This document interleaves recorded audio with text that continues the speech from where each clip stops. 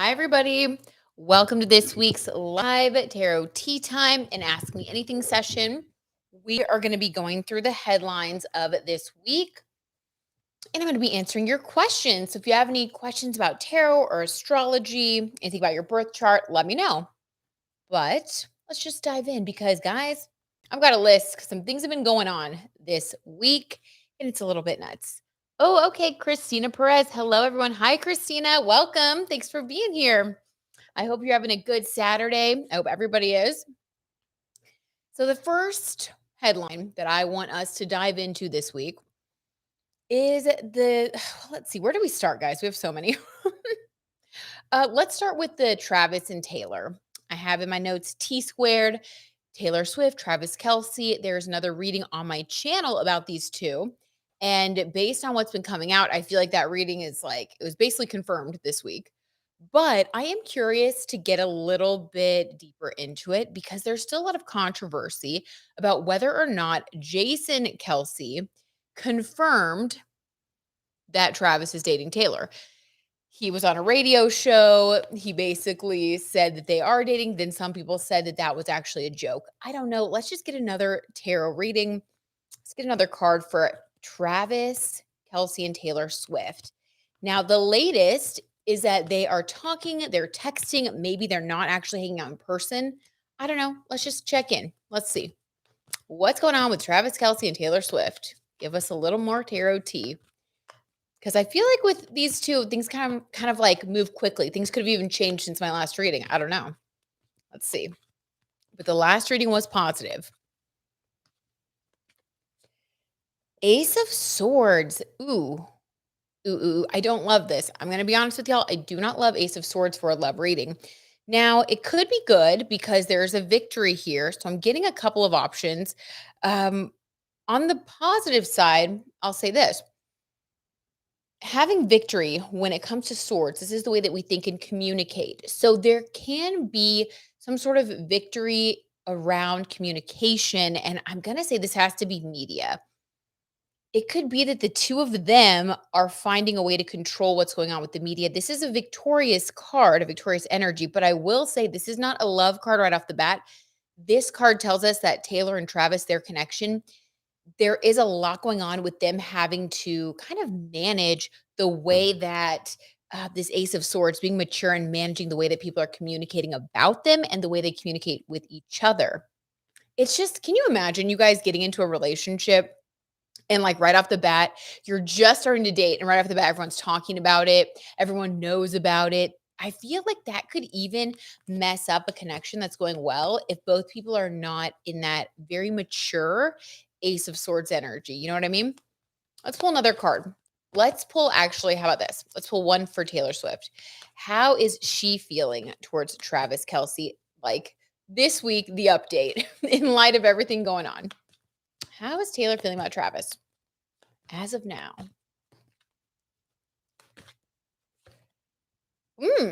Five of Wands in the reverse. Okay. I like that. I like that. So I feel like she sees this as like when you're dating, I would say like Five of Wands would be like competition, like other people trying to get the attention of the person that you're interested in. Now, because for Taylor Swift, we have this Five of Wands in the reverse with how she's feeling. I feel like she kind of thinks like I have it in the bag. Like she feels like there's no competition for Travis's heart. So regardless of what gossip or whatever might go around, I feel like she's very confident that she's not competing against anyone for his time or attention, which I think is really, that's nice. Chrissy Ruiz says, hello. Hello, Chrissy. And thank you for your really sweet comments over the past week. I just really appreciate it. You're so sweet. And you guys, as I'm reading through the headlines of the week and doing my tarot cards, if there's anything that you guys want to know, if there's a headline or a story, feel free to drop it in. If you have a question about your own birth chart, feel free to drop it in. Just whatever. We're just going to kind of play it loose here. So jump in at any time. I'd love to chat with y'all. Okay. So I like that so far. I feel like the energy around these two is still really good, but there have been some things that have already kind of come up that they've had to overcome when it comes to communication, media, stuff like that. Makes sense. All right, let's get one more for Travis and let's move on to our next story because we've got a lot of hot headlines to get through. Okay, Travis Kelce's energy towards Taylor Swift at this moment. By the way, I'm going to actually be at the game, the October 2nd game with in New York when the Chiefs are playing the Jets, I believe. My husband wants to go. I'm going with him. And Taylor's been in New York, so if she goes to that game, I feel like it'll be solidified. So I'm gonna have my eyes peeled. I'll be there on the ground doing live reporting, trying to find Taylor Swift at the game. That would confirm it for sure. All right. From Travis Kelce, how does he feel about Taylor Swift? Ooh, okay. So we have the High Priestess in reverse.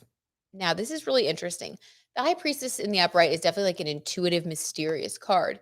Now, when we have this in the reverse, this makes me feel like the energy of mystery was very present in the beginning when like maybe that was like his perception of Taylor Swift. He saw her as someone very mysterious, someone that was maybe like hard to get to know or out of reach.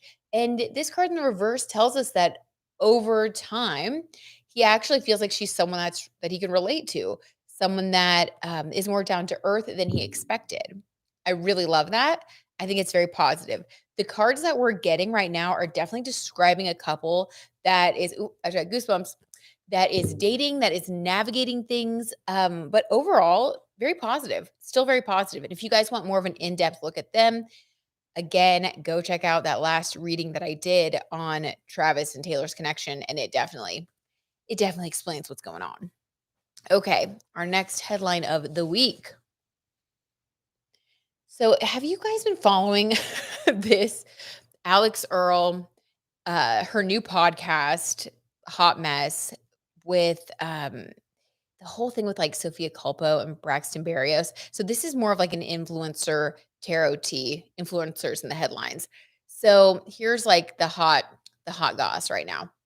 So Alex Earl came out with a podcast called Hot Mess, and it's on Alex Cooper, another Alex that has a very similar vibe on her new podcast network called the Unwell Network. Okay. So Sophia Culpo went on a different podcast that's on Dear Media called, I believe, Unfiltered. And she went on this podcast. It's her sister's podcast. And this came out on, let me see, when was this? This came out on Wednesday. And then Alex Earl's new podcast came out on Thursday, the day after, I believe. So on the Wednesday, on the podcast that came out on Wednesday, Sophia Culpo shared her very honest thoughts and her very honest account from her perspective of what happened with her relationship with Braxton Berrios, who plays for the Miami Dolphins now. The whole scandal was that they were dating, they were together. She was actually going to move in with him. And then it all kind of came out one weekend that he had cheated on her with Alex Earl, the influencer who used to go to the University of Miami. Okay. So Alex Earl denied this. And on her new podcast, Hot Mess, that came out the day after Sophia Culpo shared her story, she said that, that Braxton was broken up with Sophia and that both of them were in a similar place in their lives navigating a breakup. So I was just like, oh my gosh, this is really getting a little bit spicy here. Sophia Culpo is in a new relationship now. She definitely, you could tell she wanted to put it behind her. I don't think that she was trying to stir up drama. I do think that, Alex Earl has a new podcast. So it doesn't hurt that she is just thinking from a marketing perspective. It doesn't hurt that she's in a little bit of controversy. But I want to do a tarot tea reading to see what is the tarot tea truth, because these two ladies are saying very different things. And it's possible that both of them 100% believe the story that they've been told by this culprit, I will say, Braxton Berrios.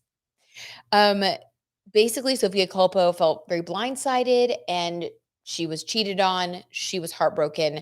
But overall, she said that she's glad that that relationship ended. Alex Earl says that they are dating, but it's not exclusive.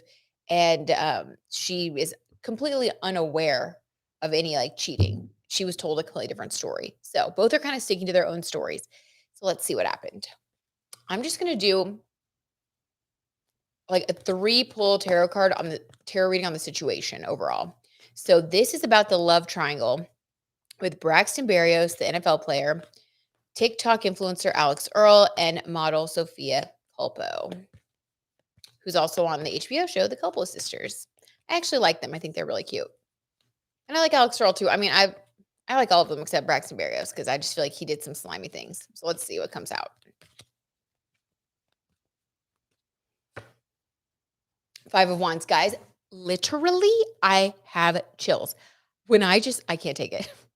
When I just pulled the card for the Taylor Swift and Travis Kelce thing, we got, oh my God, we got Five of Wands in the reverse, which meant like Taylor Swift felt like there was no competition. I can't believe I just pulled this in the upright for this situation after I shuffled the heck out of the cards. Basically, this is saying that yes, there was competition. And I think that it's more than just these two women. Oh, I'm so sorry to say this. So I think that Braxton Berrios put himself in a situation to where I really think that he enjoys having more than one person, not only being in a relationship with him, but I think that it's almost like that kind of sick thing where some people like to feel like people are fighting over them. Very egotistical way to behave, right? Super immature, not healthy, really damaging for all involved. But yeah, this is very clear actually that there was more than one person that he was juggling. And that's kind of the energy I'm tapping into. I'm really kind of focusing on him because I do believe both women and their stories. Those two truths can exist at once. I think he's the one who's kind of been, being dishonest. And that would be a confirmation. Let's get another card. Guys, oh my gosh. So the two of them need to become friends and team up against Braxton. Exposed. Just get those timestamps. Okay. Another one. What's going on? Seven of Pentacles. Okay. On the bright side, I do think that this whole situation is going to allow both women to continue to like boost their notoriety a little bit, but also just keep building their coin. A Seven of Pentacles. This situation really is about learning some lessons. And I think reminding women to focus on themselves if you don't feel like you are being honored as the only one and that's what you want. If you want a commitment, it's important. Let's get another card for this whole situation, this love triangle. Two cards. Let's just take them both. Weird. Three cards. Let's take them all. That is so weird. Okay, well, when the tarot T just wants to tell the story real fast, here we go. Okay, so here is the story. This is how it all unfolded between Sophia Culpo, Braxton Berrios, and Alex Earl, according to the alleged tarot T truth. First of all, Seven of Wands, competition. We just got another competition card, the Five of Wands. So to have the Seven of Wands, this is telling us that the competition is very intense. And for anyone who's ever with this person, they're always going to feel like if they're in a committed relationship with him, that they're having to look over their shoulder. So it's kind of like when you win a prize, but the prize is, it's crap. So it's like even if you know, Sophia Culpo feels like she lost this person that she loved very much. It's like whoever is going to be with him is always going to be in a state of stress if they're expecting a committed relationship. That's what's coming through. Let's see. Tarot with Sean, what is the meaning of sting number 7? What does it mean? Well, 7 means different things for different people. It kind of depends on if you're using numerology. 7 is a very spiritual number. It can also mean solidarity, like having to go within yourself. But yeah, 7 is the number of spirituality, focus. It's when you have to do things for you, where you're connected from inside, you're basically inside of yourself, not being able to rely on things outside of you. It's a deep card, and it can definitely mean different things depending on the context. But yeah, I always feel like 7 means you focusing on you, living your path. It's kind of like encouragement to do that. Same with a 7 personal year in numerology. Okay, so yeah, so 7 of Wands, but also tarot with Sean. Thank you for pointing that out because I didn't realize we have 7 and 7 here. Okay. Again, life lesson. This whole situation, I feel like is a life lesson for all people involved and anyone who is like watching things unfold. It's like kind of helping to bring some concepts, drive them home. Okay. So 7 of Wands, though, competition. that's just what it is. There's always going to be a sense of competition in relationships with him, at least at this point. Five of Cups, crying over what you feel is lost. There's been a lot of pain caused by this whole situation. And I definitely feel like even though Alex Earl is able to like play it off and, just say like, I'm not in a committed relationship. And that very well could be 100% true. I'm just reading what the tarot cards are saying here. And I just feel like there are still hurt feelings with everyone involved on some level. And then the Wheel of Fortune, things are changing. What goes up must come down. Karma, karma will get you. So I feel like everybody in this connection, Sophia Culpo, Braxton Berrios, and Alex Earl, they need to be really careful because you could be creating negative karma for yourself if you are not being completely honest with yourself, first and foremost, and with other people about what happened. If you're stirring up drama, it could cause things to backfire. And the same thing with like cheating, right? If you cheat or you do something that you know is wrong, it's like it's just a matter of time before the wheel of fortune turns and then you have to experience what that feels like. So this is definitely karma. So basically, I think we'll know kind of what happened based on the way things continue to unfold because karma is at work here. Karma and life lessons are at work. Yikes. Okay. Kind of had that feeling, but nice to have the cards confirm. Okay. Our next story of the week. So, Sophie Turner and Joe Jonas, the saga continues. Now, in last week's live session, I did a reading that kind of floored me because we got like, what did we get? I believe we got the King of Swords for Joe Jonas, like indicating that he had hired a lawyer, all of this stuff. And then I think like the next day it was confirmed. And then the divorce has really picked up speed over the last week. I can't believe that was just a week ago that we did that reading. And yeah, I don't even think they had filed officially yet. So now here we are. They have filed for divorce and it's pretty messy. Sophie Turner was spotted out with Taylor Swift having dinner in New York. I wonder if, maybe she was getting some advice or they're just really good friends. I feel like Taylor is definitely someone that people feel they can go to talk to when they're in times of trouble because she just seems to be kind of that pillar for a lot of people in the industry. And Sophie Turner then, sued Joe Jonas so that she could get her children back. So a lot more details have come out. So let's just see kind of where things are. Let's read Sophie Turner's energy first.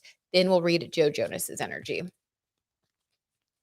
And then after this, we're going to do another divorce reading. I mean, I'm telling you guys, I told you, like there's a lot going on until let's give it another week into Libra season. And then I think things will smooth out. But yeah, if a relationship was on rocky ground, I feel like during Virgo season with the retrograde, Mercury retrograde, right after the Venus retrograde, I feel like it all just fell down. It all fell apart. So if your relationship survived this long, I think you're in the clear. We'll just say that. But oh my gosh, my heart goes out to everybody who's just had all these hard truths come through. So Sophie Turner's energy currently. Mm, okay. So the Knight of Wands. Now, the Knight of Wands is all about energy and motivation. So she definitely feels motivated right now to get what is hers, to make sure that she doesn't get sidelined or stepped on. And I think we can see that. I mean, Joe Jonas was saying a lot of things, leaking a lot of things to the press, allegedly, entertainment purposes only here, like saying that Sophie Turner was never at home. He was saying that he was with the kids full time. And then what's kind of come out over the past week or so has been things like I saw an old interview with Sophie Turner where she said that she's really a homebody and she never goes out, kind of discrediting Joe Jonas's claim that she's like kind of a partier. The next thing that was interesting was they had talked about how they were committed to living in England. And then he's like come out saying that like he doesn't want to let the kids go back to England. Anyway, it's gotten very messy, but basically a lot of the things that he has claimed, we're seeing some of the cracks. We're seeing that those things aren't necessarily true and that he might be manipulating the situation. And Knight of Wands indicates that she's not here to play. I wonder what Sophie Turner's zodiac sign is. But she is not here to play. She is ready to saddle up and do battle and fight for her kids, for her family, for her freedom, for whatever she feels is hers, is rightfully hers. And I like that. The Knight of Wands is a very good card of, you know, pursuing what is doing what's necessary. This is someone who's ready to fight. She's not going to be stepped over. I like that. Okay, let's get another. Ooh, I just got goosebumps confirmation. Let's get another one. Yes. Christina Perez, glad to see her fighting back. I am too, Christina. Because sometimes, these situations can be so difficult. And sometimes by the time, someone has gone through a divorce, like by the time it gets to that point, they're so exhausted. It's hard to keep fighting. So good for her. Good for her. It can't be easy. We're going to send her a lot of love. Yes. Thank you, Christina. Pisces, Sun, Aries, Moon. Okay. For Sophie. Thank you, Christina, for looking that up. You're amazing. You guys, this is her Aries moon being activated. Wands are fire in the deck, and the Knight of Wands. Wow. So our moon sign, that is like when you get really close to someone's heart, you will activate their moon sign. That is your heart, your soul, your energy. It's like you'll see that side of a person when something cuts to the core. So, usually for the most part, she's probably really in a Pisces energy, seems very good with the flow. She's a homebody. Pisces people are very just like loving and intuitive and kind of chill, water sign energy. But then to have an Aries moon, it's like, but if she has to fight, she will do battle, which is why I think she played like a queen on Game of Thrones. I feel like a lot of actors and actresses are able to tap into like their zodiac sign, like the zodiac signs in their chart to activate different energy. So, oh yeah, I'd be worried if I was going up against her. I'll just say that. Um, Thank you so much, Christina. I appreciate you getting that info. So that's good. All right, I like that. Let's leave that there for her then. She has been activated. Knight of Wands energy engaged. Let's do Joe Jonas. How is he feeling now at this point? Allegedly, for entertainment purposes only. Then we're going to check in on the other couple going through divorce, Ariana Grande. We'll do them next. All right, Joe Jonas, what's his energy right now in regards to this situation with Sophie Turner? Queen of Wands. Ooh, weird. Okay. This is giving delusional, guys.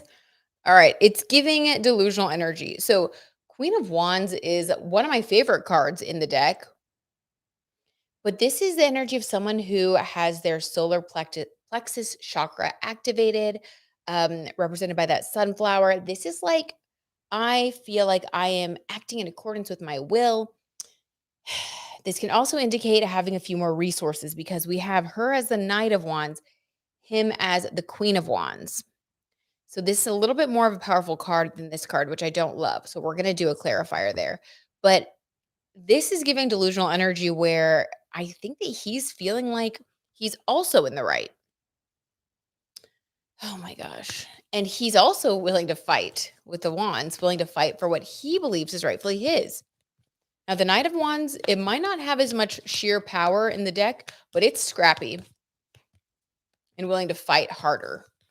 Queen of Wands is like, I'm ready to fight, but it's in a very queenly energy. So it's almost like feeling like I have so many resources, I don't have to do as much, which pride comes before a fall. So let's see. Let's get another one for Joe Jonas. He's definitely sitting up on his throne right now, though, feeling like he's completely in the right. He's not scared. Let's see. Let's get another one. The Emperor. Oh, no. Oh, my gosh. He's not scared at all. This is giving delusion in this situation. I have goosebumps on my arms. Okay. So he's coming through like this. He wants what he wants, and he's going to do what it takes to get what he wants. But he feels comfortable. He's like, I have the resources. I'm good. The Emperor, this is power. He feels like he is very powerful when it comes to his own life, when it comes to what he does on a daily basis. Joe Jonas definitely feels like the king of his own castle, the emperor of his own world. Very a very powerful individual, but someone who also can abuse that power. Okay, let's get another. I don't like that though. I feel like that this is someone that you can't penetrate. Like mentally, like you can't get to them. Like there's no reasoning with him. Let's get another one for Sophie now. Ooh, got a couple cards. Okay, we're gonna take them both. Four of Pentacles. She is concerned about some of the finances when it comes to fighting with him. She's definitely worried. Yeah, Four of Pentacles. She's concerned. She's concerned about the financial power that it takes to fight back when someone has that energy. But Three of Pentacles. Okay, this is having other people come in to help you. Now, this is alleged for entertainment purposes only, my opinion. I would not be surprised if those dinners with Taylor Swift could have been to help with some of the legal fees and things up front. Three of Pentacles, this is leaning on your friends for financial support in this context. Three of Pentacles, there are three women here. They're baking a cake together. There's support, there's love, there's hard work, and there is going to be a great payoff for all these people. I think she's having to rely on her friends to fight this person. And I think if you're going to rely on anybody, I think Taylor Swift is a great person to rely on. So, yeah, I believe for entertainment purposes only that Joe Jonas is kind of in his delusional little world, feeling like he's going to win. He's not concerned yet. And Sophie Turner, she's motivated to stand her ground. She was concerned about the financial resources that it's going to take to fight with someone with a really big bank, someone with unlimited resources like Joe Jonas and someone with a huge ego. So she's relying on her friends like Taylor Swift potentially to be there with her, help her fight and to help her financially, at least on the front end. Okay. I like that. I like that. Leaning on your friends in times of trouble and coming through for one another when we need it. That's beautiful. Beautiful energy. So, wishing her the best. And honestly, I just hope that the best thing for the kids and, that both of them are able to heal. But some of the stuff I've heard about Joe Jonas that's kind of come out has been very yucky. I get a bad feeling about him now. Okay. Woof. Need a little sip of my tarot tea. Today we are doing some cold brew in a Dolly Parton mug. So, it just sometimes takes a lot here, guys. We got to tap in. But next, we're going to talk about Ariana Grande, Dalton Gomez, and SpongeBob. Sorry, I have to be shady.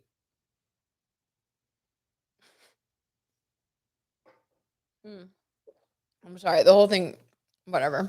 Let's pull some cards.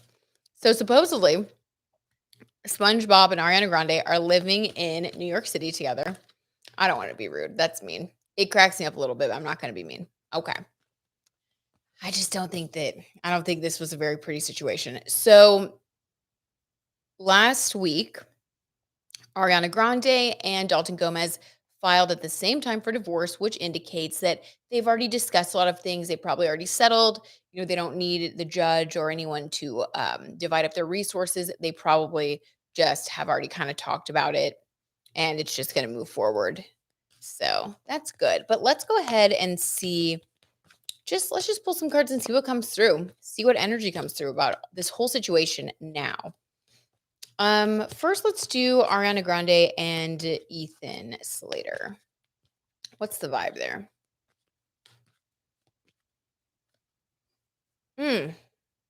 Strength card reversed. Okay.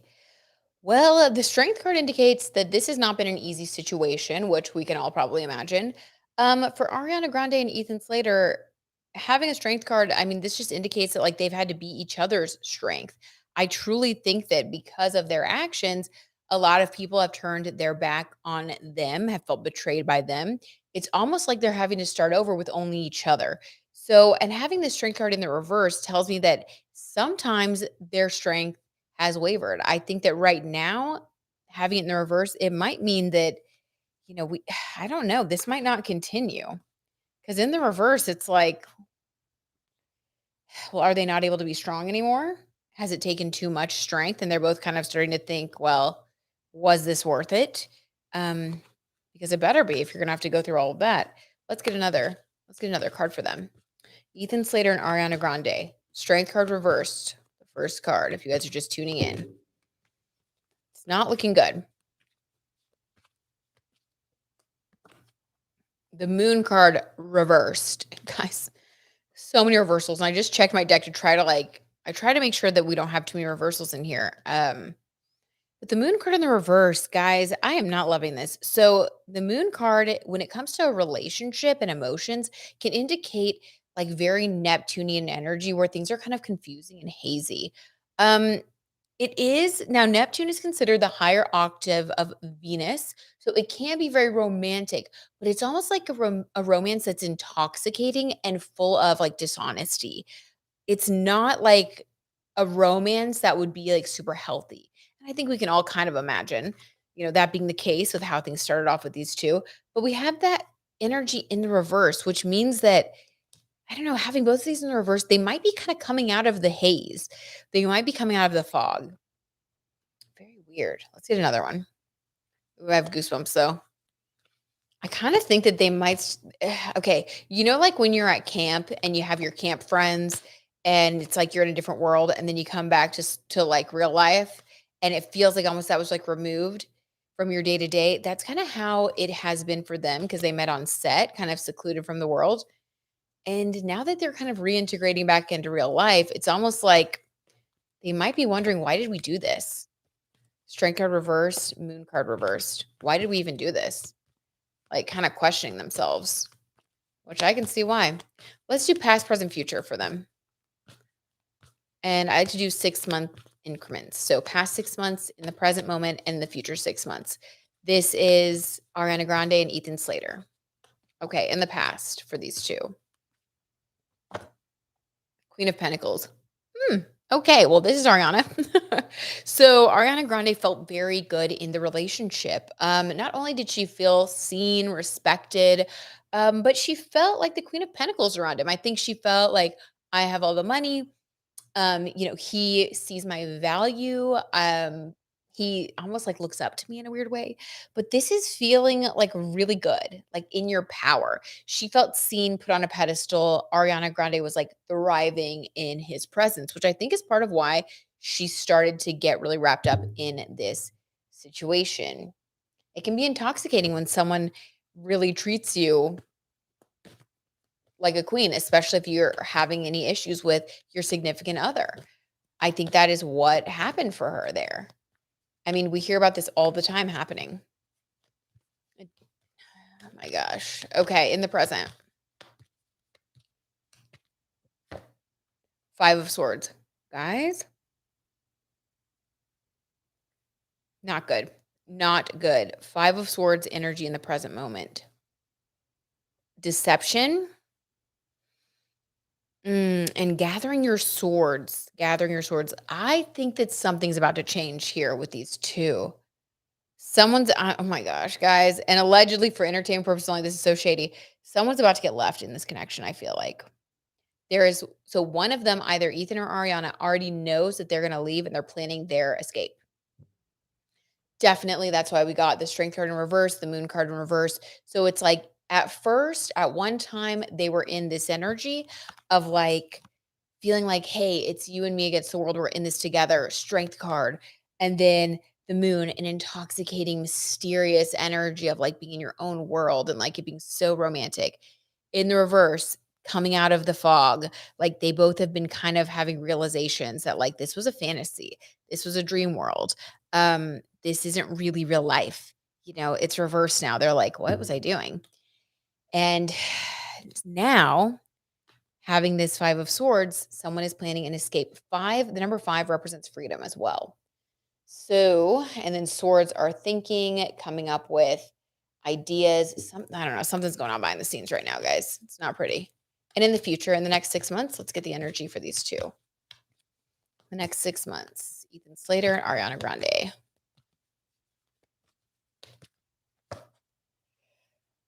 High Priestess reversed. Guys, okay. Here we go. And I believe Ariana Grande is also going through her Saturn return right now. I would need to look up her full birth chart, but I'm pretty sure she's going through her Saturn return, just like Justin Bieber. I think they're the same age. Anyway, so what's going on there is your Saturn return is a time when you have to grow up. Oh my gosh, I really wish I had her birth chart. Okay.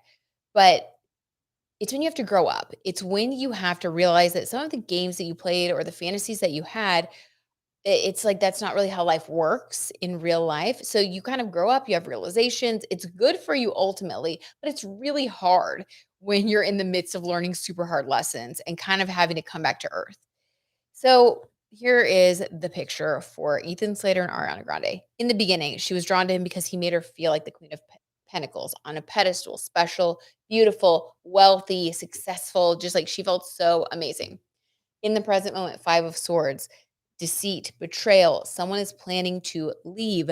There's a lot going on behind the scenes, maybe side conversations with different people's teams, trying to figure out how to maneuver things. It's a lot of shadiness, basically. Not good. And then in the future, to have the High Priestess card in the reverse, I feel like this is Ariana Grande because we had her in the very beginning, these two women, female cards, Major Arcana. High Priestess is like being very intuitive and having like a very spiritual, intuitive, beautiful energy. In the reverse, it's like realizing that sometimes just because you intuitively think something's right or I don't know, or like emotionally you think one way, um, in the reverse, it's like realizing that you're not always going to be correct. I mean, I know it sounds harsh, but it's like that's what it is. It's like realizing that maybe I'm not this high priestess that I thought I was. Like maybe I'm not as evolved as I thought I was. Like I messed up, basically. So I just feel like it's gonna be a kind of a hard, kind of a rude awakening. You know what I mean? I don't love that. I don't love that. Oh my gosh. And what about for Ethan Slater? So let's pull a couple cards on him then. Because that energy was supposed to be just about Ariana, but I mean about both of them, but it ended up just being about Ariana. I wonder if she's the one then. Five of Swords. Someone's being manipulative in this connection. Either she is trying to leave and she's doing it secretly, or he is trying to like manipulate the situation for clout, or it's something like that. But it's not a great. I do not think this is going to be a long lasting love, by the way. All right, Ethan, what's his energy? Ethan Slater. Six of Swords. What? Is he the one leaving? What? His energy is Six of Swords. I kind of am in shock. Oh my lord. Okay. Oh my god. You guys, but Six of Swords. Oh my god. Let's get a clarifier. Oh my god. Because we had swords. Is he the one doing behind the scenes shady stuff?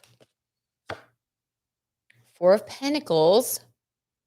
Feeling like he doesn't have as many resources. This card's sticking out. Seven of Pentacles. We're kind of getting the same cards as the last divorce reading. Finances are a concern for him. One more.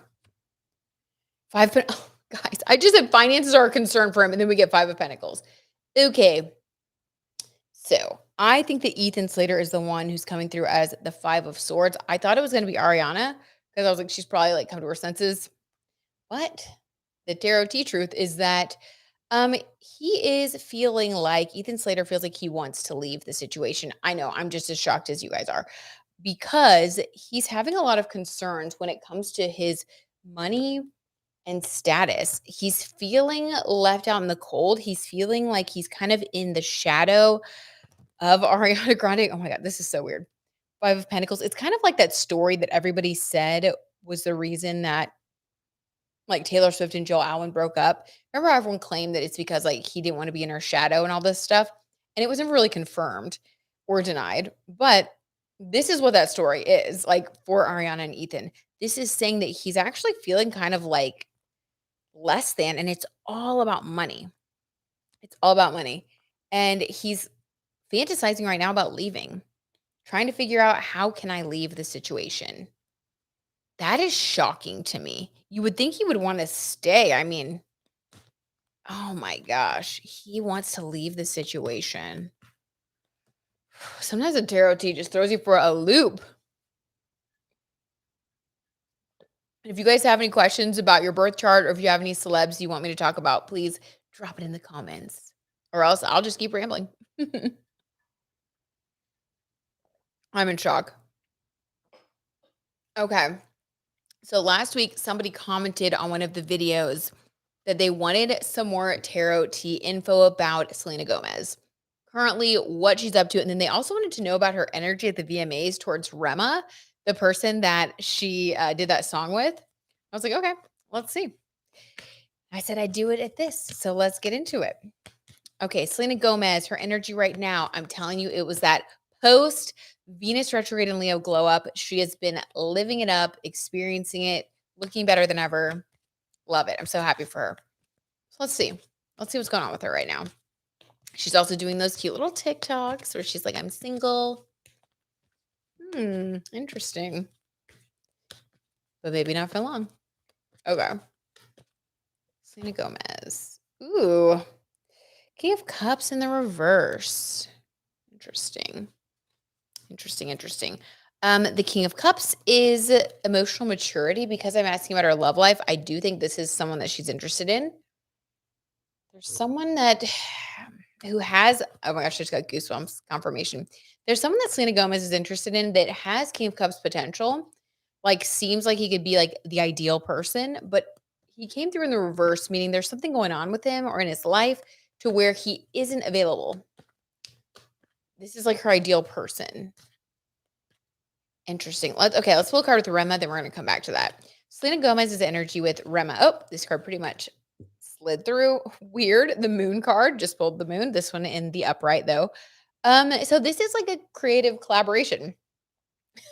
I don't know if there have been any rumors about them like dating or anything, if that's why our friend asked, but basically the moon, this is like emotional connection, this is intuition, this is creativity.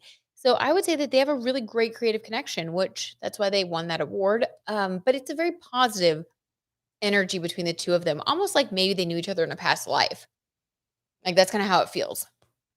Like just a really natural, instant connection, like emotionally. They can talk about things like it's very positive. It's very positive. I like that. It's really nice. So they have a good connection. Let's pull one clarifier there. Queen of Swords in the reverse. Okay, so he actually allows her to let her guard down. Selena Gomez has come through as the Queen of Swords before. This is kind of the energy that someone gets in after they've like been through a lot of breakups or had a lot of heartbreak. They'll be in the Queen of Swords energy. They'll be like, I'm going to protect my heart. I'm going to guard my heart. And so sometimes they can have a little bit of a shell while they're healing. And in my opinion, I think that's healthy. Sometimes you need your time and space to heal your heart before you get into another relationship, right? But around Rema, the person that she collaborated on that song with, she has Queen of Swords in the reverse and the Moon card, meaning that this is actually a person that she feels safe around. Like she can let her guard down with and be herself. And I think that's really nice and healing. I actually think it's a very healing, creative, collaborative relationship that they have. That's beautiful. Oh my gosh, I love that. I'm glad that you guys asked about their connection. I didn't really think too much of it, but I'm glad we did that reading. That's really nice. So about her love life, she has the King of Cups in the reverse. So there's someone that she sees as the ideal who isn't available right now for one reason or another. I like that this person she's interested in comes through as the King of Cups because that does confirm that this person has the potential to be an emotional match for her. But I'm very curious about why this would be in the reverse. So let's get another card for her love life, what's going on with her dating life, all that stuff. See what comes through for Selena Gomez. A Wheel of Fortune in the reverse. Now, Wheel of Fortune is my card that I think of as like what goes up must come down, your karma card. In the reverse, it's like, so if it's not what goes up must come down, it's like what goes down must come up. Is this someone who maybe was in a relationship, who's going through a divorce? Is there someone who's getting their karma right now? Oh my gosh, we need a clarifier. Okay. Now this card, I'm gonna go ahead and announce right now. Whatever comes through, I only want to take cards in the upright. Only in the upright. So even if it comes from the reverse, we're gonna read them all upright from now on. Unless it really hits. Hierophant, teacher. She's still like in some sort of cycle of learning a lesson. Selena Gomez's love life is still about learning life lessons. I wonder where Saturn is in her birth chart. I'd be very curious to know like what house. I wonder if it's in the fifth house or the seventh house, where maybe like part of her life lessons are about learning about love and relationships, because it seems like she has a lot of lessons around that. It doesn't feel Selena Gomez's love energy, it doesn't come through as like very lighthearted and breezy. It feels like the connections that she gets into are very deep and meaningful and meant to teach her something. Christina says, my Venus is in Aquarius and my partner's Venus is in Gemini. Is this compatible for a relationship? Abso-freaking-lutely. Oh my gosh, Christina, that's amazing. So Gemini and Aquarius are both air signs and they get along great. So you guys probably find that you like to do a lot of the same things. Venus is all about like what makes us happy, what we enjoy, what we find beautiful. And for you to have Venus in Aquarius, and for your partner to have Venus and Gemini, you're probably really attracted to the fact that they have a lot of ideas and they bring a lot to the table. Aquarius and Gemini are kind of like a natural match because Aquarius is always coming up with like new innovative ideas, very futuristic, very much about just kind of coming up with these amazing ideas and plans and doing things that are outside of the box. Like you like to be excited by what's new and like innovative. And then Venus and Gemini is like, Gemini has like 100,000 things that they're doing. They're always also coming up with ideas. And Gemini is very attracted to your ability to come up with new things. So it's kind of like you keep each other on your toes, and have you heard of like a sapiosexual, which is basically just a funny way to say that you're attracted to someone's like smarts or like ability to be intellectual? That's kind of like Venus in Gemini and Venus in Aquarius. You guys both love to have a really strong intellectual connection with another person. Like you find that very sexy and you provide that to each other. So I love to see it. Oh my gosh. Yes, Christina, very compatible. Tell me if you think that's true, if like that hits for you. Okay. Hannah says, love the houses on astro charts. Ooh, good. Oh my gosh. I do too. I'm obsessed. What's the difference between Placidus and whole sign? Mhm. All Mercury, Venus, Jupiter, Pluto, and North Node are in the fifth house. But Placidus is Libra and whole sign is Scorpio. Oh my gosh. Okay. So, Hannah, here is how I see it. So, there are a lot of different, like, by the way, thank you guys so much for your questions. Y'all are amazing. So, in astrology, there are different, like, house systems and different things that you can use. Placidus is like one way of drawing a birth chart that uses a different type of like calculations. Whole sign is like the oldest style of astrology. That's why I use it. I also use it because it's the easiest and most clear to read. Because if you look down at your houses, you'll see that when you put in whole sign houses, every house starts at 0 degrees. So they're called whole sign or equal houses because they're all equally divided. It equally divides the sky up. Um, and if you look at both charts, like if you look at Scorpio and Libra, if you look at that fifth house, you can see how that would be a very different energy, right? Now, I've looked this up before, Hannah, because I've been curious about the same thing back when I first started reading birth charts because I was like, which house system do I want to use? There's tropical, there's this, there's that. Hellenistic, like there's so many different systems. So when I looked into it, I chose whole sign because it said that it was the oldest style and it also said that it was the most clear to read. So I thought, well, that'll be good for myself and for reading for other people. And then I went and did a quick comparison chart, and you may want to do this too. Um, and all of my readings will always be in whole sign, FYI.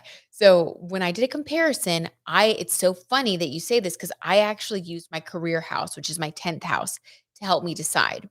Because to me, it was the most clear. I had either with whole sign houses, I had my 10th house ruled by Scorpio, which would be what I do now, investigating, talking about the occult. I also host a television show called BZN TV that's on ABC in Dallas, and I do interviews with people, deep dives, with like people sharing their truth and like all these transformative experiences they've been through. Very Scorpio. And then in the Placidus house sign system, my 10th house was ruled by Libra. And Libra is like, it's like balance and like beautiful and like this and that. And I was just like, whole sign it is. So for me, it was a little bit of personal confirmation and then also researching. I would suggest you choose which one resonates for you. Like use your intuition, tap in, Hannah, see what like feels right. At the end of the day, reading our birth charts is so personal and like you have to like feel it, which you will. We're all very intuitive. So, oh my gosh, and thank you for the good questions. Um, okay, can we also talk about this a little bit? Because this is so interesting, Hannah, that you have a very packed fifth house. I love this for you. Oh, how I wish this was my birth chart.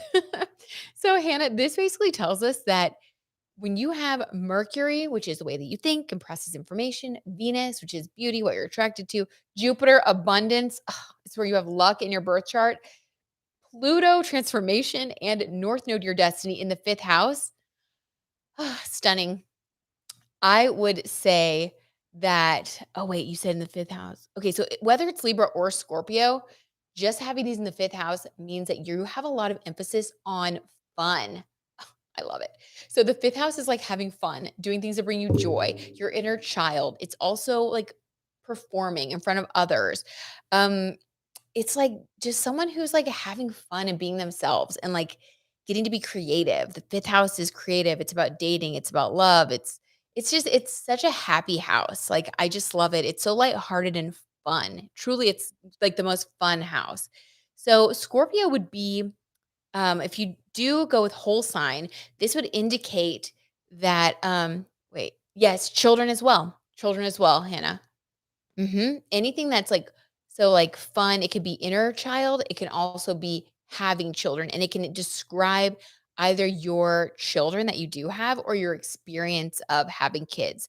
So if you wanted to interpret it based on having kids, I would say that your children will bring you a lot of joy and they will also help you to grow as a person, right? Kids help us to grow just as much as we help them grow. And with Pluto there in the fifth house and North Node, I would say that focusing on having a really positive relationship to your fifth house, to your creativity, your inner child, doing any inner child healing, also honoring your ability and your need to be seen and loved for who you are.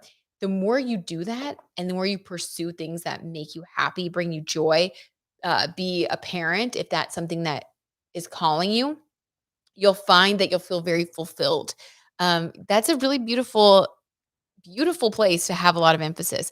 And Libra or Scorpio there, that would just kind of color your experience. It would add another shade to it.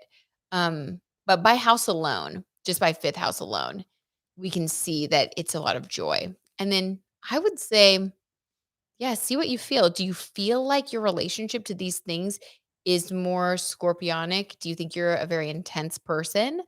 Or would you say that you're more of a Libra energy where, that's an air sign. You're kind of in your head more, that you're able to kind of detach. So yeah, see what you think, Hannah. I would be really curious to know. I'm so curious to know. This is awesome. Okay. I love it. Oh my gosh, you guys are so fun. This is so fun. Hannah says, I already have 3 houses in Scorpio in the 12th house, but also Libra, Sun, and Moon. 3 houses in Scorpio in the 12th house. I don't think I'm understanding. 3 houses in Scorpio. Do you let's see. What zodiac sign is your 12th house? Libra Sun, Libra Moon.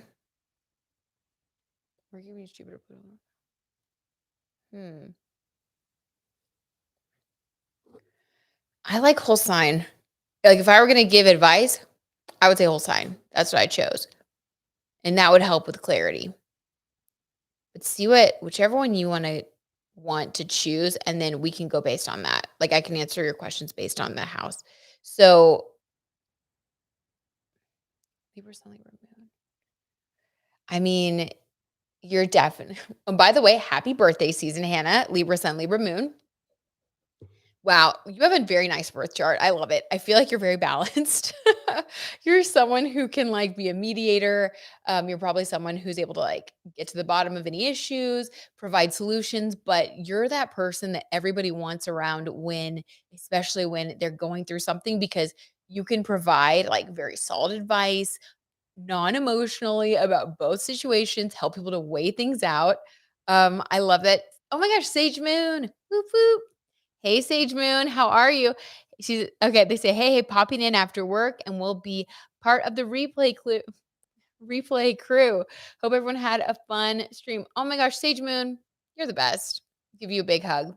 Thank you for popping in, and you are amazing. Oh my gosh, you're the sweetest. So, by the way, I'm doing an extra 30 minutes today because I found that if I only do 1 hour, I always end up staying an extra 30 minutes at least anyway. So I was like, I'm just going to do an hour and 30 because I have so much fun doing this with you guys. Okay. Hannah, we have more details. Mercury, Venus, Jupiter, all in Scorpio. This is whole sign. Okay. Absolutely. Oh, and you're so welcome. Thank you for providing your questions and being open. Okay. So, and you're the best as well. You love the podcast? Oh my gosh, Hannah, that's so sweet. Thank you. You guys, that's so sweet.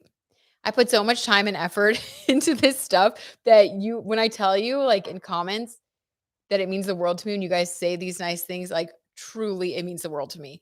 I spend a lot of time alone researching, writing, recording in a vacuum. And it really makes my heart so happy when you guys like give me that positive affirmation. Okay. Y'all are just, it means so much to me. So Hannah says Mercury, Venus, Jupiter, all in Scorpio using whole sign houses. All right, cool. Here we go. So that would be your fifth house, according to whole sign. So I would say, oh my gosh, Hannah, you're probably someone that finds that you get a lot of opportunity with Jupiter there in the fifth house. You get a lot of opportunity to have fun. Also, Jupiter in the fifth house could indicate multiple children. Um, so, like, do you have any kids? Do you want to have kids? Because I feel like um, this is definitely talking about how you are someone who, Scorpio is also like the protector. You're someone who is meant to be, you take things very seriously with Scorpio energy. And that can be it can give you a lot of, like, enriching experiences, I feel like, to have in the 5th house. I really want kids, just not yet, but really excited for it. Oh my god, that's so awesome. Well, I will tell you this, Hannah, just based on your birth chart, that when you do decide to have kids, with Jupiter there, you may have quite a few, maybe even more than you expected, so I'll just keep that in mind or keep an eye on that, however you wanna look at it. And then with Mercury there and Venus, when you do become a parent, just know that this is going to be a big focus for you. And Venus, it's going to bring you a lot of happiness. You're going to feel very loved. It's going to be really, I think, the most joyful experience of your life. And Scorpio is all about transformation. So I do feel like and a lot of people, I'm sure, would agree with this who have had children. They would say that their life pre-kid is very different from their life after kids. But I think that because you have so many personal planets associated with that fifth house of children, that it's not just going to be for you, Hannah. It won't just be like my life pre and post kid. It was really different, like lifestyle. I think you're actually going to be like me as a person, like the way Mercury, think of things, the way that I love and what makes me feel loved, Venus, Jupiter, the abundance, the luck, like the good things that I've had come into my life since having children. I feel like for you, it's going to be like big time transformation, especially with Scorpio being the ruler of that fifth house. So I would say, Hannah, you have a lot of things to look forward to. I just got goosebumps, confirmation. You have a lot of things to look forward to, Hannah. It's going to be a really beautiful, and goosebumps on my face just now, a beautiful time in your life when you do get there. So I love that. I love that for you. And I'm so happy to see that that's also something that you want because it's definitely a big part of your life purpose. So that's a good thing. Oh, I love it. I love it. I love it when the reading is aligning with what you're already wanting for yourself. It's just confirmation. So that's good. Hannah says, always wanted to be a mom. Totally makes sense. My sun and moon are also in the 10th house, and I know that's career. I am doing well in my career, but most excited for kids. Yeah. Well, that makes a lot of sense because having Venus in your fifth house and Jupiter in your fifth house, I could see how that would make you the most excited because that's like truly what's going to bring you that joy, the extra like cherry on top. But your career, feeling like you're doing well, having the sun and the moon in your 10th house, that would mean that probably establishing yourself in your career has probably been a really important part of you feeling solid in your own identity. I also have my moon in the 10th house. And I will say my experience of that, Hannah, has been that emotionally, I'm actually pretty involved in my career. Like, so doing this, doing podcasts, hosting stuff on TV, I feel like all the things that I do with my work, like, I care deeply about these things. Like, it means something to me. It's not just, I'm not great at separating my work life from my personal life, even my work relationships from personal relationships. I'm very bad at that because moon in the 10th house indicates that our heart really is in our career. We've put a lot of our emotions into it. That's what I'm trying to say. So I think that that's really awesome that you feel like it's going well because it's like that's kind of like what we have to do first to then expand. And so I think that you're on a great path. You totally agree, can't separate it. Yeah, Hannah, you know what I mean. By the way, makes me so happy to see that you're also confirming that because sometimes I'm like, "Am I crazy?" And then I'm like, "Well, no, moon in the 10th house. What'd you expect?" It's just not something that's always doable. I try really hard to have that separation, but it doesn't come naturally. And then for your son to be in the 10th house, that also means that even more so that your career, your chosen career, is a big part of your purpose, Hannah. So wherever our sun is, that's part of the work that we're here to do. And wherever the moon is, it's where we put a lot of our feelings and like a lot of the life lessons and things that like we're here to accomplish and bring to the world. That really describes the energy for us. And so to have that in your 10th house, yeah, definitely work is big for you, and kids will be really big for you too. So that'll be really nice. I feel like you're just gonna keep building on your positive energy, and kids, Jupiter, it's just gonna like basically expand all the happiness you've already created for yourself. Hannah says, I always thought that I would be a stay-at-home mom, but now I think I will still work. Interesting. Well, Hannah, with the sun and the moon there, I wonder if you could even do you know what your 6th house is ruled by? That'll actually tell us a lot. So, if you're in a place to look up your 6th house in whole sign houses, like the zodiac sign ruling your 6th house, that'll tell us a lot because, like, for example, um, so my using my birth chart as an example, my 6th house is ruled by Cancer and I work from home.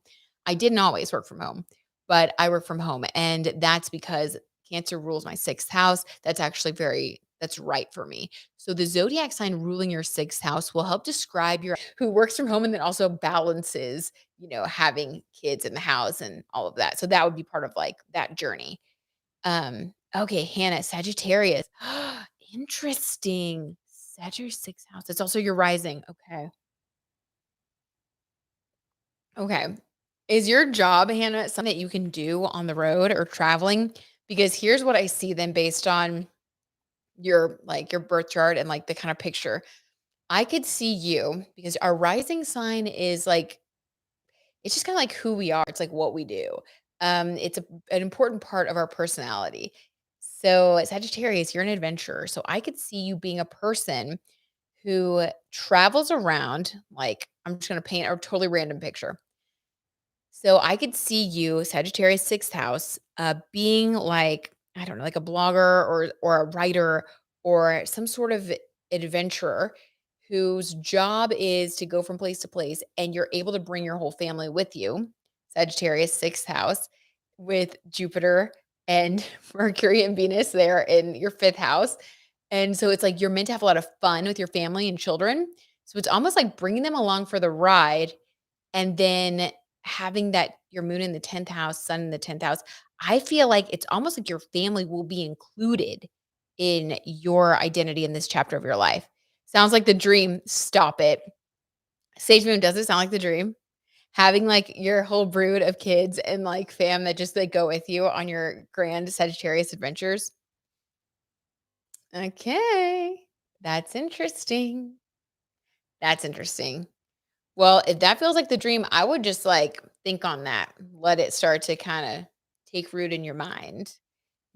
That's cool. That could definitely be something that you do in your life.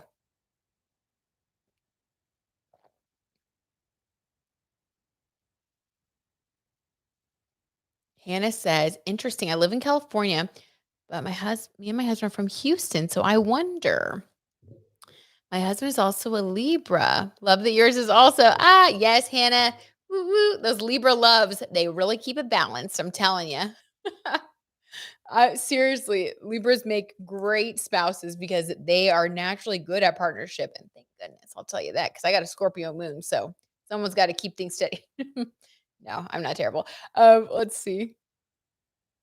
That is interesting that I don't know, Hannah. I would say there might be travel involved basically in your career and in your life because of that sixth house. So if even if you don't bring your kids with you, you may be a person who I don't know, like maybe you have a home base where you have like a home office. Maybe you can work from home part time and then you end up traveling around to like different offices. And maybe you have help at the house to help with the kids or something like that. Or you and your husband kind of take time because Sagittarius sixth house definitely describes somebody who is going to be on the go and someone who's probably going to be experiencing a lot of travel in their life, one way or another. And I would imagine that it's probably some way connected to your career because of that 10th house, your sun and moon being there. So that's very interesting. I love your chart. That's really cool. Christina says, "What does moon in the 11th house mean? My 11th house is Cancer, but moon sign is Leo, and 12th house is Leo." Okay. Sage Moon says, "Woot woot, Libra gang." That's right. We love our Libras around here. Well, we love all our zodiac signs around here. But yeah, we're giving Libras extra love because it's Libra season starting today. Let's see. Okay, Christina, let's see. Okay. Moon in the 11th house. Okay, here's what that means. First off, let's just start there. And your 11th house is ruled by Cancer. Okay, so let's start there. So the 11th house rules like our social groups. Now, your 11th house being ruled by the sign of Cancer, that is a sign associated with like the feminine energy, mother energy. So I would say that you probably, Christina, are someone who gets along really well with women. You probably have a lot of female friends. You probably have a lot of nurturing female relationships in your life. Like you're probably really at home in a large group of women. You may even be a leader of like a book club or something like that. You may even create content. The 11th house can also be social media. So maybe you create content that appeals to women and that helps them with like some sort of nurturing things that could fall into that would be like parenting advice. Maybe you help people to feel safe and cared for. Maybe you give mental health advice. Like there's something about mothering energy associated with your 11th house of groups. Christina, by the way, tell me if this is like hitting for you. But yeah, so I would say that definitely having your moon there. Wow, in the 11th house, well, it's ruled by Cancer. So the 11th, I mean, the moon is at home in Cancer. So that even gives you like more of that nurturing energy. So you actually get a lot of nurturing and it comes naturally for you, Christina, to be nurtured in a group.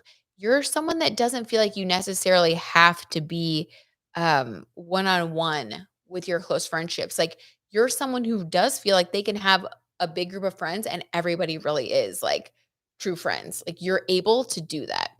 Um, you're also somebody who feels like they need to belong. The moon is our emotions. It's what makes us feel safe and loved.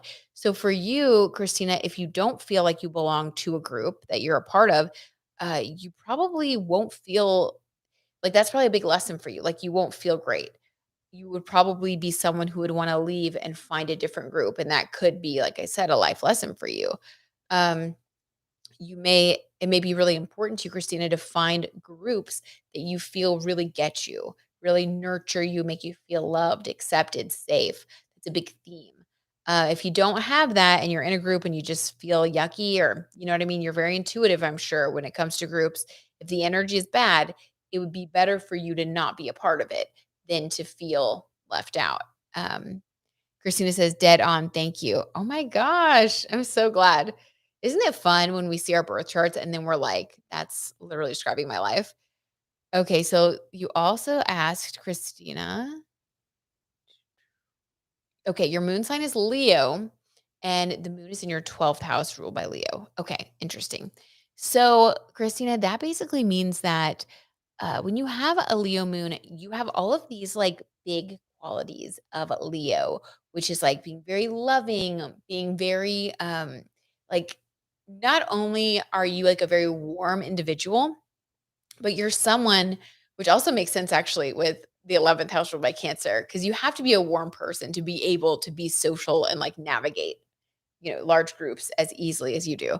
But having your moon in Leo means that like you actually really thrive in the spotlight. It makes you feel very warm and very seen, like you love being the center of the group and you're able to give everybody that attention. And when you feel appreciated, you make other people feel like they're the star as well. You're big on making sure everybody feels like they can shine. And yeah, having a Leo moon, it's a very warm energy. Now, the 12th house is all about healing in our subconscious as well. So I would say you probably either you have done some healing work around that, or your ability to shine and give other people permission to shine has helped you to heal. You also could be someone that heals other people through like giving them positive affirmation. Like maybe you make other people feel like they can belong. So 12th house, you do a lot of healing. But when the moon is in the 12th house, it's also a very psychic placement. So I would say your moon sign and making sure that you're living in accordance with your moon sign, that's probably really important for your mental health. For everyone, it is, but especially for like 12th house, people with their moon in the 12th house, because it's like our subconscious, our mental health, all that stuff. So I would even like do a quick little research, like Moon in Leo, like positive qualities. And I would read those and then like try to just make sure that you keep all of those top of mind when dealing with situations, because that's what's going to help you, 12th house, feel like really stable and grounded. So, yeah, it's interesting. I feel like having your moon in the 12th house, it very much makes your feelings and emotions even more so very important to like pay attention to. It's a big, yeah, it's a big deal. Your moon sign, definitely probably a huge emphasis for you. You might even feel more like a Leo than like your sun sign. Hannah says, "I also got your Golden Girls Tarot today." Oh my gosh, stop it. I'm so excited for you. You're gonna love it. Yes. Can you do Kylie and Timothy soon? Yes, let's do it right now. Thank you for your insight today. You made my week. Oh, you're so sweet. Wait, by far your favorite spiritual podcast. Spirit and pop culture. Thank you, Hannah. Oh my gosh, you're so sweet. Made my day, made my day. You guys, so sweet. Sage Moon. Oh my gosh, agreed. Hannah Redfield. Brit's podcast is, you guys, thank you. Oh my gosh. Y'all made my Saturday, made my whole week. Thank you. That means the world to me. Y'all are awesome. You know, they say like if you like something, it likes you back. So I always feel like anybody that comes to this channel and like we vibe, even though we don't know each other in person, I'm like, if we met in person, I would like you as well. Because it's like that law of like, I don't know, I'm making this up. Law of reflexivity. Reflectivity. If I like it, it would like me. So if you guys like my podcast, I know I would just love you. And I already do love you. So thank you for being here. I know we would be friends in real life if we ever ran into each other or met. Okay, so let's close this out with well, we actually have like 10 minutes, but let's start our little close out with Kylie and Timotei. I'm sorry. I can't even decide how I feel about these two. Like, if it's a real relationship, that's great. Like, that's great. But I don't know. It's interesting. All right. All right. Sajun says totally. All right. Let's do Kylie first. How does Kylie view Timothy? What's the card that comes through for her vibe towards him? Genuinely. Mm. King of Wands. Okay. Wow. Passion. So it's real on her end. It is real. Okay, good. I like that. So King of Wands, the most passionate card in the deck. So she actually sees him as very passionate. And she's very passionate about him as well. There's a lot of spicy energy here, if you know what I mean. A lot of strong chemistry. I was honestly not even expecting that, but happy to see it. I think when I did a reading on them a while back, I feel like the energy was still like they were kind of unsure of each other. Um, but I feel like they're sure now. Okay, so a lot of passion, a lot of attraction. Yes. Sage Moon says attraction is fire. It really is, guys. I feel like those photos that we've been seeing, if you're wondering if they're staged, I'm going to say, according to our tarot tea session, they are not staged. Like it is very, very steamy.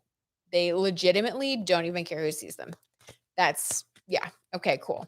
So, what about Timothy? Let's get a card to represent him.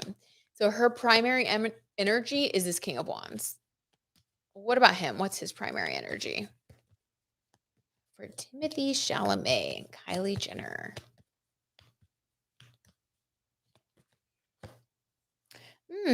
Eight of Pentacles. Weird. I don't like that. This is very weird. So this is like making a cake. Okay. There's money on here. This is like I'm building something for myself. Oh my gosh. I don't know. Let's get another one. What? Why would he be doing that though? Let's just get another one. I mean, he's got to be doing well financially. He's been in a lot of major movies. What is this about? Let's get another one for Timothy. Sage went, oop. I know, right? Didn't want to see that, Hannah. Ooh, that's right. Okay, for Timothy, let's get a clarifier. What the heck? Queen of Wands. You guys, stop it. We have the Queen and King of Wands. These are divine counterparts. Are they freaking soulmates? Are they twin flames? Does it look weird to the rest of us, but it's absolutely their person? I'm going to say, yeah, it looks like it. What? Okay, Eight of Pentacles in this context. Oh my gosh, you guys, I was not expecting this. This is saying that he's actually focused on building for their future. Because I was thinking building like what? Like work and building. No, if you think about it, like what do you have to do when you're getting married?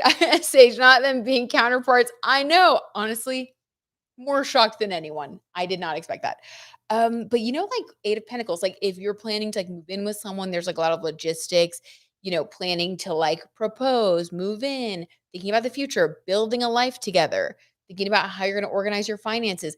That's what this is. This isn't him working on himself or like thinking about himself with his blinders on. This is them being romantic divine counterparts. My gosh. And him wanting to work hard to build a future, wanting to plan and think about how can I take this relationship, to the next steps? How can I build a home and a life with this person? Oh my gosh. When the tarot tea knocks you out. Woo. Hannah says, wait. Hannah says, can totally see twin flames. I wonder if he's met the kids. I don't know. Christina says, whoa. If true, I'm happy for Kylie. Agreed. Same. She deserves some happiness in her love life. She really does. The tarot tea gagged us. Sage, the tarot tea definitely gagged us. Like, was not expecting it. But isn't that always the way? Like sometimes it's when you least expect it or when they least expect it, like you just meet the love of your life, or it's like two people that don't seem like they really go together. I bet if we were like in the same room with them and we like had a conversation with Kylie and with Timotei, we would actually be like, oh wow, these people belong together. But it's like from the outside, you know? That's why we can't read a book by its cover, because apparently these two under the hood are the king and queen of wands, soulmates, soulmate energy. That's cute. Good. Oh my gosh, I'm so happy. Wow. Shocked and happy. Okay, let's see. What's another one? Okay, this one's weird, guys. Tell me if you've heard this too. Um, I have been seeing a lot of like blind items on TikTok saying that Ryan Reynolds and Blake Lively are actually going to be getting a divorce. So weird because I definitely see them as like kind of a power couple, as a couple that's very in love. I mean, they're always like laughing together and they seem to have the cutest family and they seem just so cute together, right? And happy. So I want to do a quick tarot reading on Blake Lively and Ryan Reynolds because that's just like such a strange rumor. And, you know, one of my guilty pleasures is like listening to, if I'm not researching astrology or researching stuff for my TV show, like reading, like I just read like all the time. Then I'll be like listening to some blind items. And I have heard it on multiple different outlets, multiple different podcasts, multiple different TikTok accounts that not the cards flying. Okay. Guys, weird. So for Blake Lively and Ryan Reynolds, we have flying through the air the Four of Cups. Definitely sad, definitely feeling heartbroken, looking at what you needing to look at what you do have instead of what you don't have. Feeling like, so there's this cup right behind her, and she also has cups sitting on the table. This is feeling very much like left out, feeling like even though you have all these cups, all this love available, that you feel like you're missing something. What? And then the chariot also flew out, and this is passion and moving quickly. There is something weird here. There is something weird. Hannah says, I heard bad things about Blake. Yes, and that makes me sad. I loved her in Gossip Girl. Oh my gosh, I loved her in Gossip Girl too, you guys. Sageman says, when I know. Oh my God. I loved her in Gossip Girl also. Like, I was so obsessed. And she's a Virgo. So I was like, I love her even more. Weird. Let's see. Sage says maybe they don't have much time to connect with each other. That's a really good thought, Sage. I could totally see that. I could totally see that because maybe that's what this fast movement is and feeling left out. That's good. That is a good call. Hannah says, my new last name is Waldorf. Ooh, I love it. That is such a fancy last name. Is Waldorf of the Waldorf Astorias. Yes. As Waldorf. And it makes me want to name a girl Blair. Haha. Why am I so toxic that my heart skipped a beat? And I was like, yes, do it. Name your child Blair. Blair Waldorf. Oh, yeah. Obsessed. Also very obsessed. That is so cute. What bad things? Christina wants to know what bad things. I'd be curious, Hannah, to know what you've heard. What I've heard is really strange, and I don't even know if I believe it. But I've heard in the blind items that Ryan Reynolds has started to have like a very close friendship that has kind of taken him away from being at home and spending time with Blake. With his friendship with, and he's been spotted with him a lot. Um, what is his name? Hugh Jackman. And Hugh Jackman's going through a divorce right now. And so a lot of blind items have been saying that Ryan Reynolds is spending a lot of time with him and that they have like a bromance that some of the blind items have said that could be more than just a friendship. And others have just claimed that he's been spending a lot of time away from the house with him and whatever. I don't know. Why don't we pull a card for that?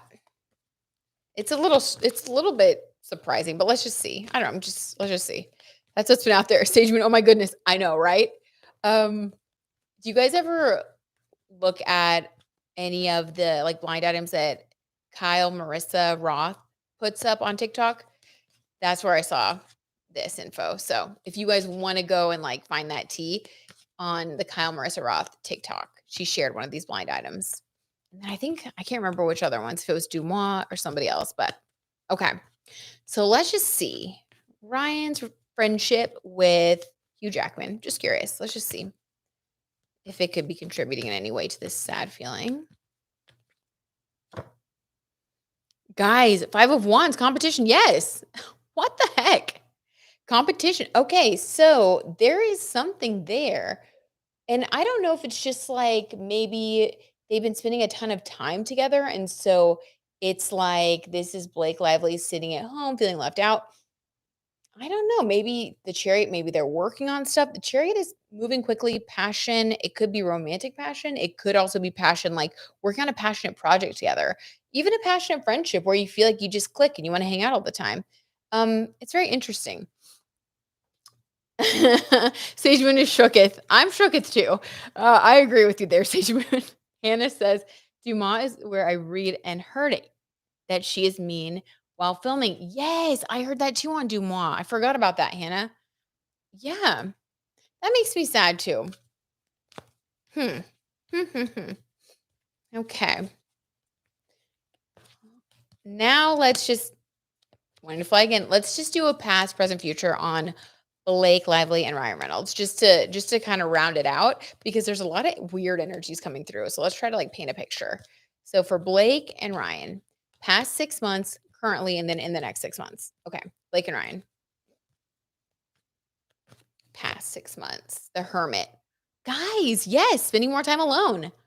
Okay, wait, Sage Moon, are you the one that said that you think it's because they're not able to spend as much time together? Or was that Christina? Oh, I'm trying to see. Trying to like read. I'm not seeing it.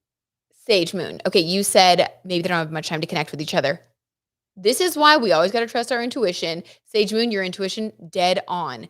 The Hermit. Yeah, they have not been together a lot. The Hermit is isolation. Okay. Okay. Well, I like that it's isolation and not, the other, not romance in another place. So in the past, they have been having a lot of issues with finding the time to be together. They've been alone a lot, both of them. Like they've just been separate. And I would say the Hermit is probably Blake feeling like she's not getting enough time with him. Let's get another one. Because he seems like he's been really busy, not necessarily hermiting. He's been kind of just on the go. Maybe he's the chariot. Let's get another one for the present. In the present. The World card. Okay, love it. Things are changing. I love that. Whenever we read the World card, if we had a card that in this context felt more negative, the World card would indicate that a positive change is coming. Okay, love it. So what about the future in the next 6 months for Ryan Reynolds and Blake Lively? The Fool card, a fresh start. Interesting. Well, guys, a fresh start, and one just fell on the ground. Queen of Cups. Okay. I am going to read this as a fresh start is coming. Now, the Hermit, now I'm just throwing my cards. The Hermit, so they did have a lot of time apart. The world, something positive is changing though. And we have the Fool card, so a fresh start, maybe like a recommitment to the relationship or to spending time together. I did see them in a photo. This was after I had heard the blind items about them possibly splitting up. One of them even said that Ryan Reynolds had visited like a divorce attorney. I was like, oh no. But last week, a bunch of photos came out of the two of them in New York having dinner with Taylor Swift. So I feel like she's kind of like, the social person. Maybe she has the moon in the 11th house as well, but always like brings people together. So I feel like maybe they are making more time to spend together socially and otherwise, but we have a fresh start coming for them. And because we have Queen of Cups to describe that, I feel like they are going to get on the same place emotionally, on the same page. So I think that whatever they've been going through, I think it's gonna change, but I do think they've been going through something. I don't think that those blind items I think they're based on a little bit of smoke, where there's smoke, there's fire, that whole thing. I think that there has been some stuff going on with them, which I think that's normal. People go through things. But I like that we're seeing the World card to indicate that things are gonna be changing. Okay, Sage Moon says they could be working on solo projects too. Totally. I think he's been getting more into producing. Oh, that would make sense because if you're producing, I bet you have to have a lot more of that, like, hermit time probably to, like, research, put together the finances, make phone calls, send emails. You know what I mean? It's probably a lot of, like, quiet time where you can't necessarily be interacting with your family or other people. Sage moon, oh, good. I know, right? That makes me happy too. And then let's see. This week, I am actually gonna be recording a fun podcast, a crossover with this woman who has a podcast called, the Hunky Dory Podcast. She does pop culture and astrology. Her name's Shannon. So we're gonna do that, and then after that, the next one that's gonna come out is the Libra season podcast episode. So I would love it if you guys have any questions about, like, Libra season or anything that you want me to cover. Please, I can't even talk now. Please feel free to, like, let me know here, or if you ever think of it, I'm just always open to, like, your comments and stuff. I would love to hear what you guys wanna know about the zodiac sign season, like, if you want tips and advice, or if you want me to do a profile on Libra celebrities, like, I don't know, just if you think of anything that pulls you in, I'd love to hear it. Okay, Denise says, "Hello." Hello. Sage Moon, ooh, can't wait. It's gonna be fun. I think it's gonna be really fun. Okay, now let's close it out now. I hate to go. It's so lame. I should just keep going forever. Let's do one last tarot reading to close it out. Does anybody have a request? Does anybody have a request?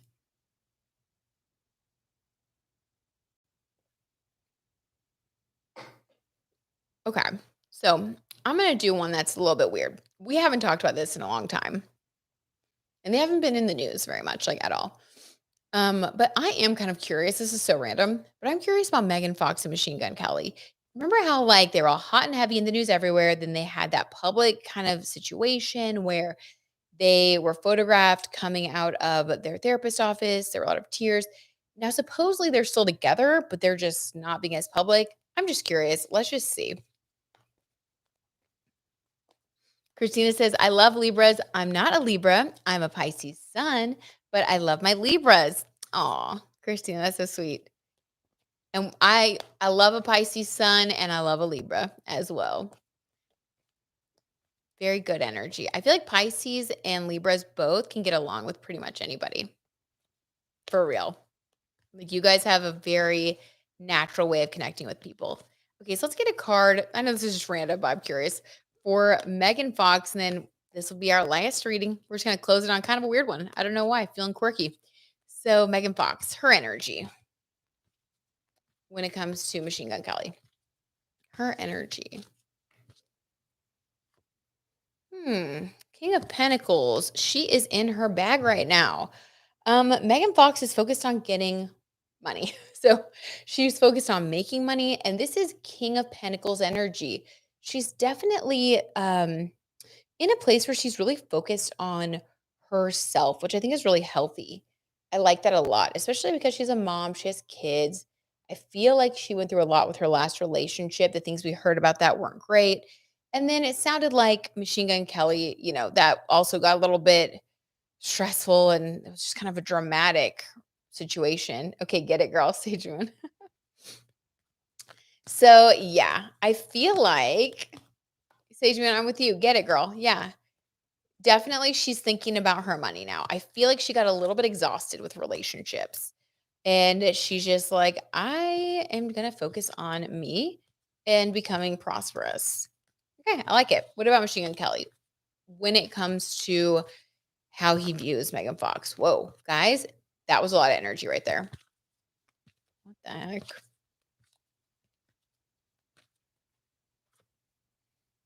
Ooh, Ace of Pentacles. So he seconds that.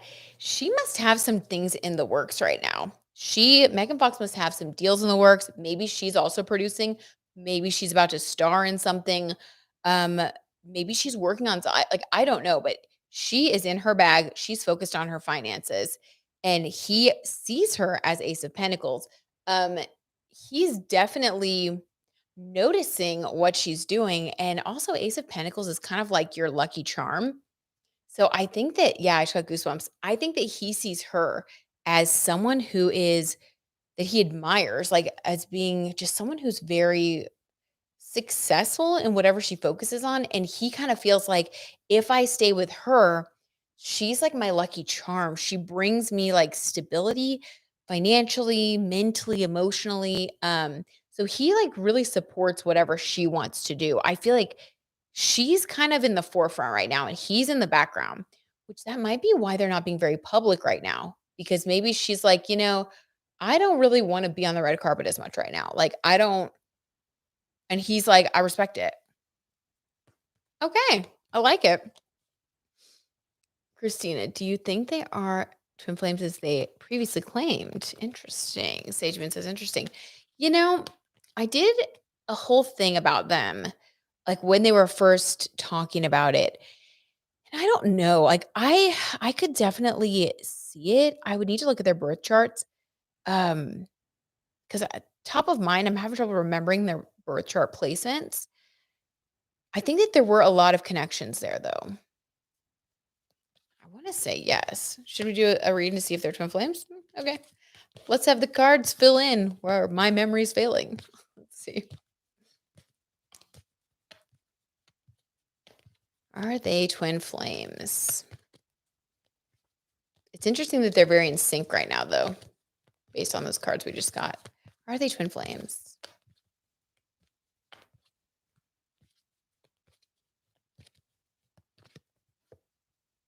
Seven of Wands.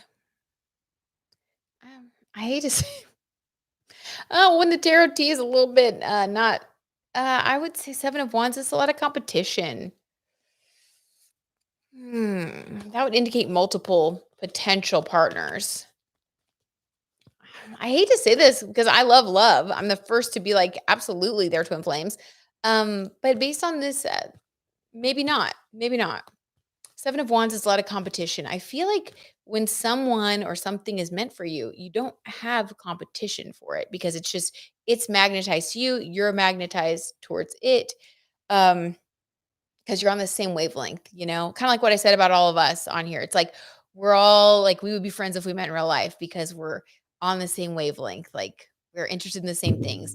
I feel like they're not so much naturally on that same wavelength. Let's get a clarifier. That was such a good question, Christina. Are Megan Fox and Machine Gun Kelly twin flames? We're gonna get a clarifier because we had Seven of Wands for anyone's just tuning in. Ooh, Four of Swords. We had that in the reverse, but I mentioned earlier I'm just trying to take upright cards now. But the Four of Swords is healing. I would say they might not be twin flames, but they definitely would be probably one of each other's soulmates. Like a lot of the time, I believe in astrology when we have like past life stuff, there can be people that we might have an agreement with to like come together to help each other heal certain things or overcome certain things. You have like those helpers and you do it for other people do it for you. Everyone kind of has like a purpose in each other's lives. And we want to try to strive for like that highest purpose to like help each other, right? And so for him to be four or for them to be four of swords energy, it's almost like they both came into each other's lives to help one another heal from something. For her, I think it was to help maybe her to feel like really loved and maybe um put up on a pedestal or like respected or to feel like she's special. Because I think that she maybe didn't feel like that in her last relationship based on a lot of what she said in the press and a lot of her story. I think she's been through a lot. And then with him, he went through a lot in childhood. I feel like I don't know his exact story either, but I feel like he didn't I don't think he had a great upbringing. I don't think he had a lot of love and nurturing. And I think that she was able to help nurture him to help him to heal and feel cared for as well. So I think that they definitely are soulmates for each other. And I think they could have had like a soul agreement or a soul contract to help heal each other. I don't know if they're twin flames. I would probably want to look at their birth chart to know for sure, but I'll definitely say that they have a purpose in each other's lives. Okay, so what about the future for them? Let's get a future card. The Tower. Okay, don't love that. The Tower. Well, This is indicating some sort of breakup. Sometimes we can't sugarcoat that tarot tea truth. I feel like, how there's like that reason, season, or lifetime thing. I always like to say that, people come into your life for either like a reason to help teach you something or learn, kind of like what the cards were saying about them. A season of your life, maybe like they're your college roommate or whatever, and you were meant to like experience certain things together, and then you move away. Or a lifetime, like your life partner, or your childhood best friend, or your parents, or you know what I mean, people that are in your life forever. I would say that based on that, it's like definitely they were here for a reason for each other. And I think that in the future, we have that tower moment indicating that they're probably going to break up, or maybe they already have, and the announcement will come out. But yeah, it seems like it's coming to a close. But it does seem like she's in her bag, and it seems like she might be the one who has to break up with him because he sees her as his ace of coins, like his lucky charm. So, yikes. Christina says, oh, wait. Do you think they're twin flames as they previously claimed? Oh, we already answered that. Sage Moon says, Megan Fox is Taurus Sun, Capricorn right. Ooh, thank you, Sage Moon. Yes. All right, so let's look at this. Okay. Megan Fox is Taurus Sun, Capricorn rising, Leo Moon, allegedly. Machine Gun Kelly is Taurus Sun, Gemini rising, Pisces Moon. Okay, so based on those things, Taurus, having the same sun sign is great because you're compatible. I feel like the way that you show up is very similar. Um, but a Pisces moon and a Leo moon have very different needs. I think those needs can flow together for a time and maybe even a lifetime, right? Everybody is so individual. So I feel like I could see them kind of working, whereas like Leo moon, Megan Fox needs to feel appreciated. She needs to feel seen. She needs to feel special. And a Pisces moon is very intuitive and can like really like read what other people need. Having a water sign moon can make someone very psychic, whether they know it or not. They can just get a feeling for what someone needs. So he can probably read what it is that she needs to feel good about herself, and then he can like give that to her. Also, like they're very emotionally deep, Pisces moons, but Pisces, if they've been through a lot, if they aren't quite healed yet, Pisces energy can slip into like different like addictions and can slip into being confused. Even like, the Pisces is like the head, the two fish like going in two opposite directions. If not healed and not sure of what they want or not secure, sometimes they can have more than one person, or, they can also be like dualistic in nature.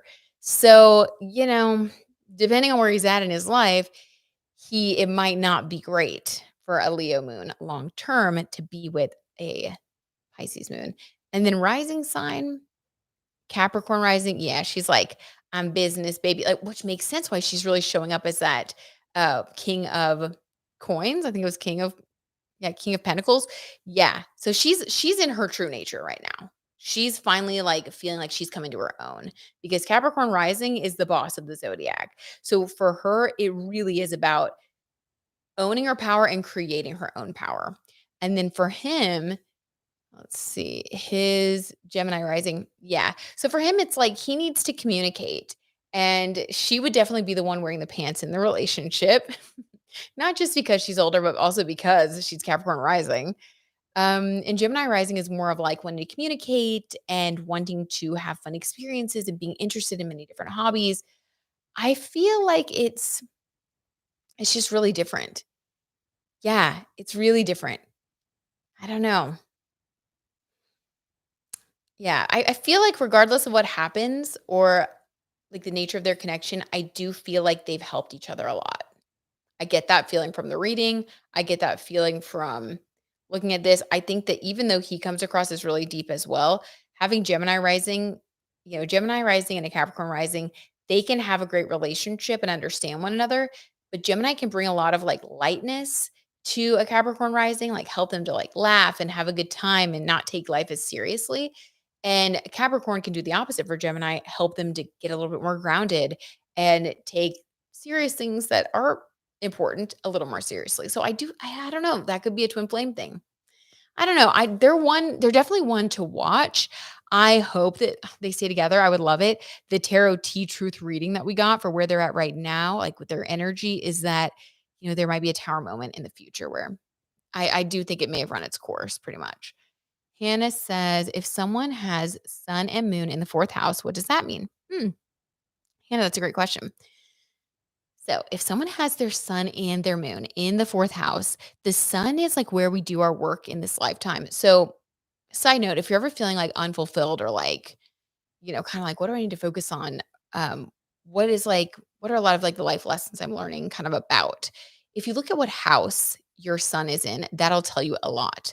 So there's a lot of emphasis for a person with their sun in the fourth house on home, family, stability, building a really strong foundation for themselves. And that can be, financially, that can also be like physically, like feeling like they have a home that is that makes them feel happy, like feeling like they have a happy home, a pretty home, a home where they feel secure and they have people in that home that support them. It's like this very important for them. It's very important to have a sense of home and belonging if you have your sun in the fourth house. And then with your moon in the fourth house, that would be emotionally home is where the heart is. They say that for someone with these placements, home is literally where the heart is. Because our moon sign is where we put all of our feelings and our emotion.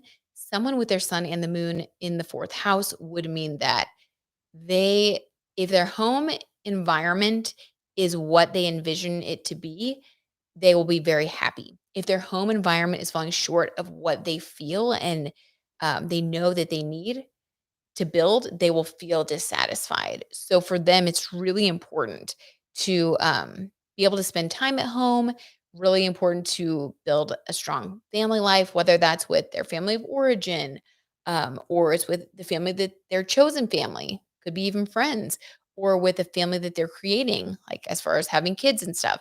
There's so many different ways to live that out, but it's very primary as far as what they need to feel fulfilled, and they probably learn a lot of lessons around home. Like maybe they have to learn how to compromise on certain things. Maybe they have to learn how to be disciplined to save up for a house. It's just like a lot of energy around that fourth house. So, Hannah, I hope that helps. Oh, someone very mean said something rude. The hair dye made her dumb. Oh, well, thank you very much. That is so sweet of you. Oy. Okay. Hannah says, love that. Sounds accurate. Anything about Neptune and Uranus in the seventh house? Yes. Okay. So, Hannah, if you have Neptune and Uranus in the seventh house has to do with like partnerships. And that could be, a partnership could be like a business partnership. So this could talk about like having Uranus is surprise and Neptune is the higher octave of Venus. So it's like it could be like a creative type of partnership. I would say that you have people. Okay, guys, we are getting the trolls in here now. Oh my lord. All right, we're just gonna ignore them. Thank you, Sage Moon. We're gonna ignore those trolls. And we are wrapping this up anyway. I've accidentally gone 18 minutes over. Oops. So, Hannah, I'm gonna finish out this question and then we're gonna hop off. But okay. So basically, the seventh house, it's just about like your romantic partnerships. It's about the commitments that you make to other people. And having Neptune and Uranus there, I feel like there are going to be a lot of like surprising, really interesting people that come into your life that are either going to be people that you enter into a business relationship with, seventh house, or end up in a romantic relationship and commitment with. But I would say a lot of like it could be like something mysterious could happen where maybe like you happen Neptune energy, you happen to like, be at an airport and you meet somebody, you hit it off. A few months later, you find that you reconnect and you're like, oh, we have the same vision and dream. they have this skill set, you have that skill set, Uranus, surprise. It's like, it's just very serendipitous and you end up starting a business together. Same thing with a romantic relationship. So it's just you're going to have like surprises that come your way in the form of partnerships if you have those placements. Hannah says you truly are so beautiful and smart. Thanks for your insight today. Thank you so much, Hannah, Sage Moon, Christina, Denise, everybody in here. You guys are the best. I love you so much. This has been so much fun. Oh my gosh. And we will do this again very soon. And I'll talk to you guys. I'll talk to you guys soon. I hope you have a great rest of your weekend. And I just love you so much. Thanks for being here. You guys are amazing. I'll talk to y'all soon. Bye.